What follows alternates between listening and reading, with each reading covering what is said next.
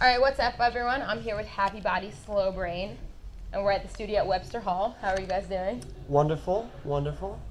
Fantastic, fantastic. Great answers. Okay, so you guys just released a new live EP that was put out on Bandcamp. Yeah. What's the response been to that so far? It's been great. Everyone that bought the EP has been very kind about their words, and I mean we're still a relatively small band, so you know, like, we have a base of people that find out about our stuff, but we're still trying to reach new people. So for the most part, it's a very small operation that we're trying to grow larger, you know. But the people that are into it, which is good. So you have the dedicated fans. Yeah. The fans that you have are dedicated. Yeah. When we do find them and when we do win them over, they are very kind to us.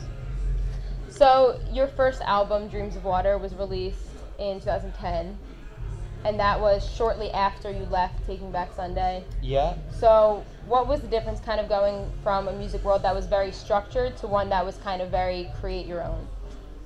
Well, for me, it was just a return to, like, things that I was a little more used to.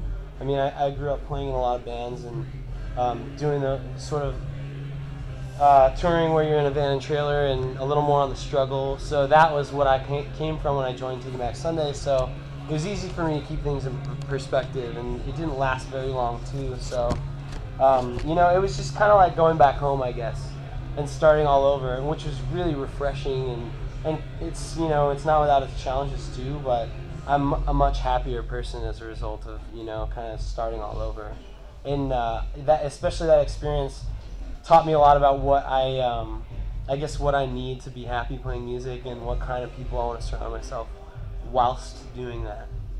If you want to sprinkle a little on top. Yeah, how did you end up joining him and kind of forming the Happy Body, Slow Brain? How did this come about? Well, Matt and I had known each other for some years before from being in California.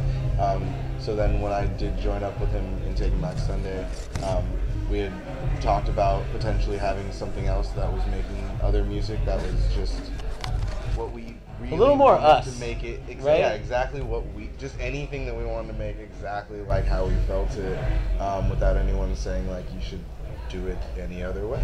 So this was just kind of a natural progression to make something that we were really proud of, that really more showcased what we are into, and so yeah, it really wasn't too weird to kind of be like, oh, Now it's time to do that. So when the time came, it was already ready, and it was just like, start.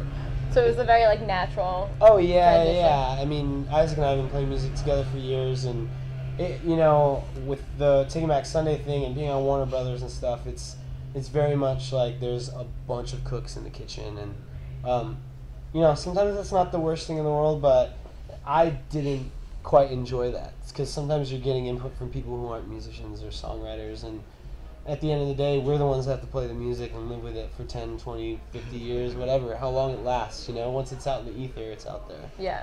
So, you know, that was always sort of the guiding light for me, I guess, is like, I have to be happy with the end product, no matter what, you know, even if it doesn't sell even 10 copies, you know what I mean? I want to be happy with what we put out, and then everything from there is a bonus. But not everyone was quite on the same page, and so that was another thing when we started this band, is like, make music for us first, and then, you know, try to obviously make music, if we're going to play it out live, that hopefully some people will enjoy too. Clearly they are. But otherwise, I mean, Yeah. if we want to make really super weirdo music, we can hang in our garage and do that, and for nobody, you know? So there's a little bit of that, like, we want to make music that people will enjoy, but we want to make music that will hopefully be a little bit off the beaten path and, like, a little bit more challenging for the listener, maybe. A little more interesting, you know? Keep you around a little longer. Gotcha. Yeah. Yeah, agree. Yes. So you guys are currently on tour with Gavin Castleton. Mm-hmm. How has that been going so far? Gavin is, like, I would say, like, our biggest mentor.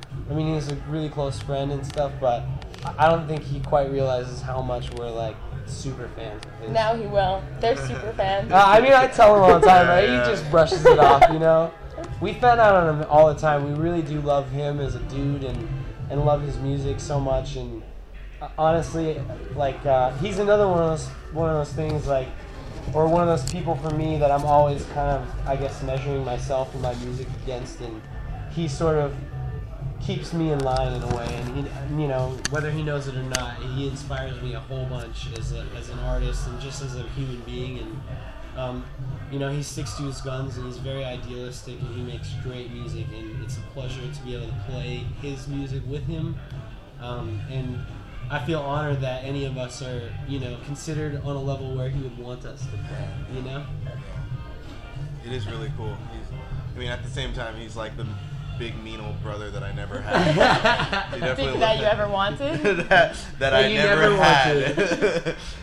Yeah, but it's great though, because it's nice to have someone to challenge me in my technological ideals and different things like that, because he's such a brainy thinker all the time that it's nice to have someone to always make the van rides interesting by like, oh well, this thing's out and let's talk about it. Let's have discussions, and so it makes it fun to have someone to kind of push and pull with, and then musically to have someone that just always makes it the most impossible guitar parts to ever play, or things to make it really, so I always feel like I'm always kind of leveling up every time I get together. Yeah, he raises the bar. He raises the bar, no doubt, and that's what I love about him. He makes music for him, and that's the first thing. And I really, really admire the way that he does it. And he's a real dude, you know.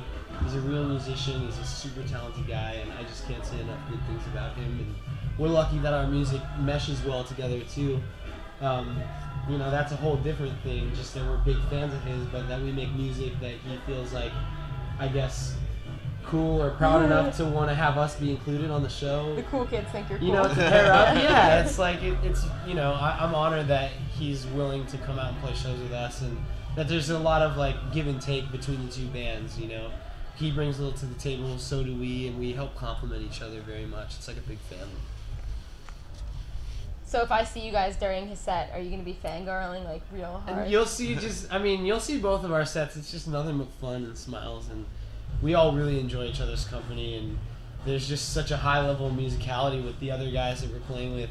Gavin's backing band are amazing, and both the Torres brothers, Gray, his bass player, and then Jason, our bass player, and Rich, our auxiliary drummer, guitar player. Everyone's great. Everyone has got a great personality, and they're really good at what they do, and there's just no ego about it. So it makes it really harmonious all the time, you know?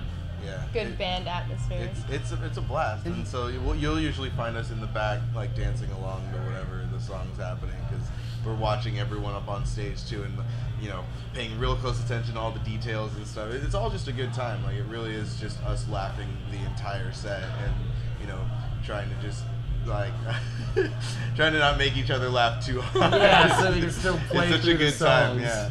Oh God! So you're watching each other dance? We're all just like. It's all a bunch of inside jokes the entire show. How do we crack each other up more? Yeah. So do you guys have any immediate plans for after this tour is finished? New albums or another tour? We just finished a new record like a week or two ago. It's our second full length.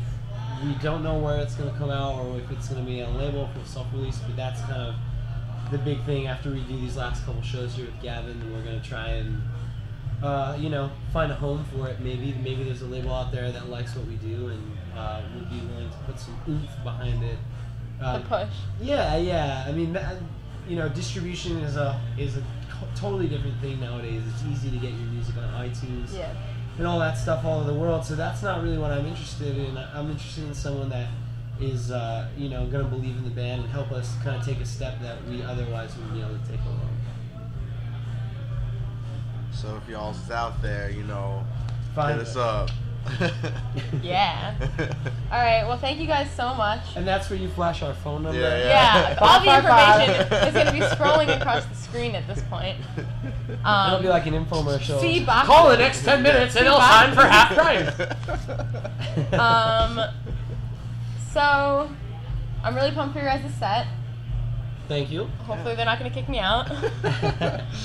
I'll try my best. Yeah, we'll do a thing or two about a thing or two. I really appreciate you guys sitting down with me. I had an awesome time. Thank you. I'm Emily Dubin. This is Happy Body Slow Brain, and that was the Duby Scoop. Are you brave? brave enough for my life.